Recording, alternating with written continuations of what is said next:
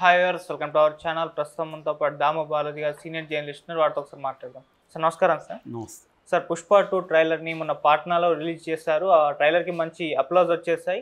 So expectations ఉన్నదాన్ని ఇంకాస్త పెంచే విధంగా ఆ ట్రైలర్ అయితే ఉంది. సో సినీ ప్రముఖులు కూడా చాలామంది వాళ్ళ అభినందనలు అయితే తెలియజేస్తూ ఉన్నారు సార్. కానీ మెగా హీరోస్ అయితే ఈ ట్రైలర్ పైన పెద్ద స్పందించలేదు. వాళ్ళకి ట్రైలర్ కాస్త ఇబ్బందిగా ఉంది, అంటే ఈ ట్రైలర్కి వచ్చిన రెస్పాన్స్ ఇబ్బందిగా ఉంది, వాళ్ళ ఫ్యామిలీలో చిచ్చు పెట్టింది అని కొంతమంది మాట్లాడడం మనం చూస్తూ ఉన్నాం సార్. ఎందుకు మెగా హీరోస్ ఈ ట్రైలర్ గురించి ఏం మాట్లాడలేదు? మీరేం చెప్తారు సార్ దీనిపైన? పుష్ప 2 ట్రైలర్ నిన్న దాన్ని అనలైజ్ చేశాను కూడా నేను. అది సౌత్ ఇండియాలోనే రికార్డ్ క్రియేట్ చేసింది. ఫస్ట్ టైం 24 గంటల్లో దాదాపు 5 కోట్ల ఇది వచ్చింది. దాదాపు 14-15 లక్షల లైక్స్ వచ్చాయి, 40,000కు పైన కామెంట్స్ వచ్చాయి. హిందీది కూడా కలుపుకుంటే దాదాపు 6-7-8 కోట్ల వ్యూస్ రావడం అనేది మామూలు విషయం కాదు 24 గంటల్లో. సో ముఖ్యంగా హిందీలో ఈ మధ్యకాలంలో ఇంత బజ్ క్రియేట్ చేసింది ఏదీ లేదు. ఈ విషయంలో ప్రభాస్ని అందరినీ కూడా దాటేశాడు ట్రైలర్ విషయంలో. అయితే సినిమా కలెక్షన్ విషయంలో ఇప్పటికీ ప్రభాస్ ముందున్నాడు, అది వేరే విషయం.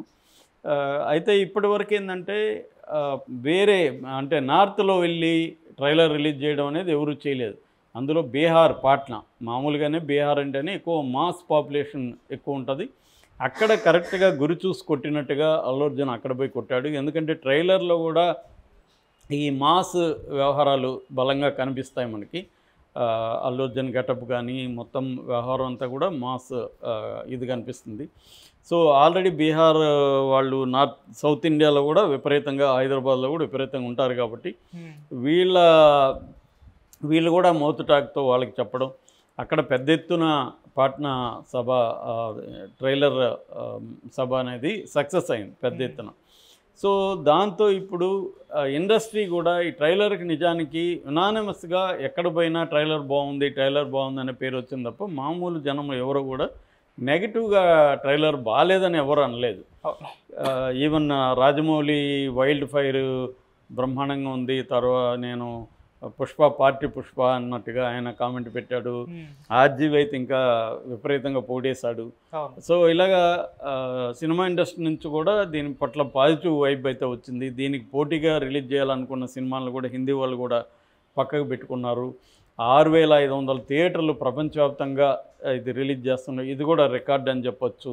ఇన్ని సినిమాలు ఎవరు చేయలేదు.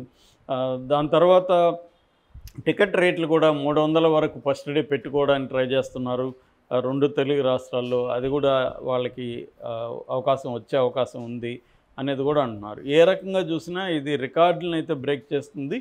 హిందీ వాళ్ళు కూడా దీంట్లో నార్త్ ఇండియా మీడియా కూడా దీని మీద ఫోకస్ చేస్తున్నారు. ఎందుకంటే పుష్ప ఫస్ట్ పార్టు విపరీతంగా హిట్ అవ్వడమే కాకుండా పాటలు బజ్ క్రియేట్ చేస్తాయి. నిజానికి ఈ సినిమాలో పాటలు అంత బజ్ క్రియేట్ చేయలే. ఒక 2 పాటలేమో పుష్ప ఒకటి కానీ ఇంకోటి నాసామి పాట, ఈ 2 మాత్రమే ఇప్పటికి ఉన్నాయి. కానీ ఇంకా కొన్ని రిలీజ్ కూడా చేయలేదు. ఆ స్పెషల్ సాంగ్ అవి రాబోతున్నాయి.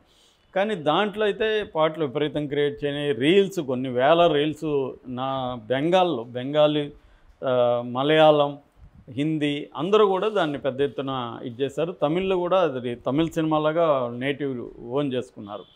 సో ఈ క్రమంలో ఖచ్చితంగా ఇతను పాన్ ఇండియా ప్రభాస్ తర్వాత, ఎందుకంటే ఇప్పటివరకు ప్రభాస్ నెంబర్ 1 మనకు తెలుగు నుంచి పాన్ ఇండియా స్టారు.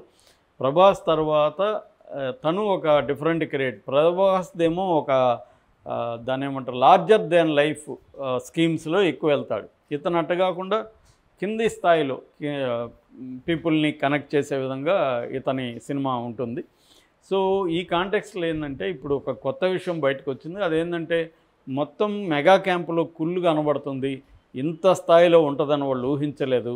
మెగా క్యాంపులో ఆల్రెడీ అల్లు అర్జున్ పట్ల ఒక వ్యతిరేకత ఉంది మెగా ఫ్యాన్స్కి కానీ, పవన్ కళ్యాణ్ ఫ్యాన్స్కి కానీ, తెలుగుదేశం వాళ్ళకి. వాళ్ళు కూడా ఫస్ట్లో దీన్ని తేరుకొని ట్రైలర్ని మనం నెగిటివ్గా ఎలా చెప్పాలనేది వాళ్ళకి అర్థం కాలేదు.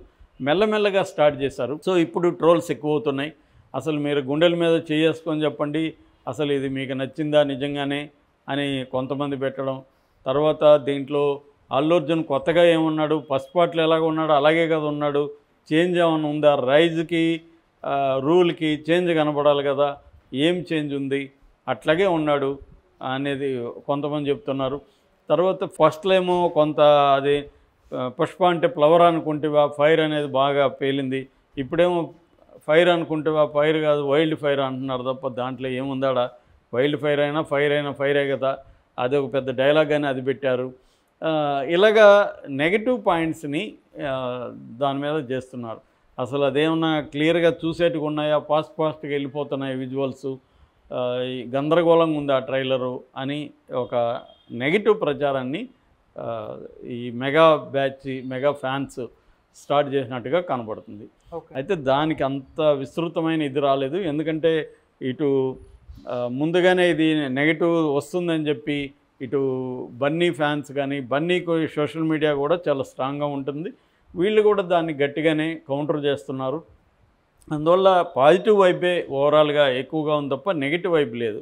అందుకనే అల్లు అర్జున్ కూడా మొన్న అన్స్టాపబుల్ మన బాలకృష్ణతో మాట్లాడినప్పుడు పవన్ కళ్యాణ్లో ధైర్యం నాకు నచ్చుతుంది, అతను పొలిటికల్గా నాకు చాలా ఇష్టం, అటువంటి ధైర్యం ఉండాలని అనుకుంటున్నాను అనేది పాజిటివ్గా చెప్పాడు. అది కొంత వరకు పాసిఫై అయింది.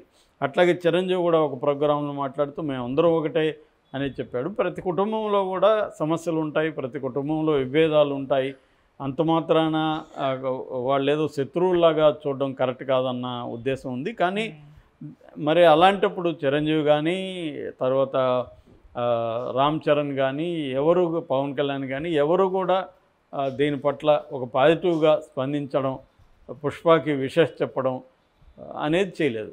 రాజమౌళి, రామ్ గోపాల్ వర్మ ఇలాంటి వాళ్ళంతా చెప్తున్నారు తప్ప మెగా ఫ్యామిలీ నుంచి ఎవరు కూడా కనీసం ఇతని తోటి హీరోలు కూడా ఎవరు చెప్పట్లేదు. మరి ఈయన చెప్పాడా అనేది వాళ్ళు అడుగుతారు. మొన్న మట్కా జరిగితే మట్కా రిలీజ్కి ఈయన ఏమన్నా చెప్పాడా, అల్లు అర్జున్ చెప్పలేదు కదా అనేది వాళ్ళు అడుగుతున్నారు. ఏదేమైనా ఇదైతే దీనివల్ల మళ్ళొకసారి విభేదాలు బయటకు వచ్చాయి. పుష్ప 2 మెగా క్యాంపులో ఉండే విభేదాలు, మెగా ఫ్యామిలీలో ఉండే విభేదాలని మళ్ళీ బయటికి తీసుకొచ్చింది అని చెప్తున్నారు. ఖచ్చితంగా జరుగుతుంది. ఎందుకంటే అల్లు అర్జున్ కూడా కొంత ర్యాష్గా మాట్లాడడం గతంలో, పవన్ కళ్యాణ్ కూడా ఒకప్పుడు పనికొచ్చే ప్రజలకి పనికొచ్చే విధంగా రోల్స్ ఉండేవి, ఇవాళ నెగిటివ్గా స్మగ్లర్లు హీరోలు అవుతున్నారు అనేది ఆయన చెప్పారు. అది కూడా అడవికి సంబంధించిన దీంట్లో ఆయన శివరాజ్ కుమార్ని కంపేర్ చేస్తూ అడవిని కాపాడేవాళ్ళు ఒకప్పుడు హీరోలు అయితే ఇప్పుడు అడవిని ధ్వంసం చేసే స్మగ్లర్లు హీరోలు అని చెప్పాడు. క్లియర్గా అది పుష్పకే వర్తిస్తుంది. సో ఇలాగా మెగా క్యాంపులో విభేదాలు అనేవి మళ్ళొకసారి పుష్ప 2 సందర్భంగా బయటకు వచ్చాయి. సో దీని నెగటివ్ ఎఫెక్ట్ ఏమైనా పడుతుందా అనేది చూడాలి. పుష్ప 2 అంచనాలను మించి హిట్ అయితే మాత్రం ఏ నెగిటివ్ కూడా పడదు. కానీ ఏమాత్రం తేడా కొట్టినా కూడా నెగిటివ్ క్యాంపెయిన్ హెల్ప్ అవుతుంది.